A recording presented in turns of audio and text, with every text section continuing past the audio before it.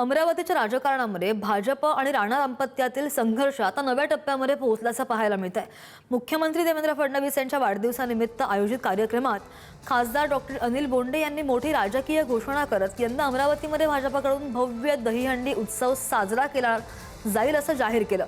दरवर्षी राणा दाम्पत्याच्या दहीहंडीला मिळणाऱ्या प्रतिसादाला यंदा भाजपकडून थेट आव्हान देण्यात आलेलं आहे। दहीहंडीचं नियोजन महापौर आणि आमदार प्रवीण पोटेंनी करावं असे निर्देशही बोंडे यांनी दिलेत। त्यामुळे दहीहंडीच्या निमित्तानं अमरावतीमध्ये भाजप विरुद्ध राणा दाम्पत्य असा राजकीय सामना आणखीनच रंगण्याची चिन्ह पाहायला मिळतात। मी प्रवीणभाऊ पोटे पाटलांना आणि अध्यक्षांनाही विनंती करतो की विकासाच्या सोबत विरासत सुद्धा पाळायची आणि त्याच्यामुळं या अमरावतीमध्ये आता गोकुळाष्टमी येणार आहे आणि या गोकुळाष्टमीमध्ये भारतीय जनता पक्षाची मोठी गोकुळाष्टमी होऊ द्या, दहीहंडी होऊ द्या,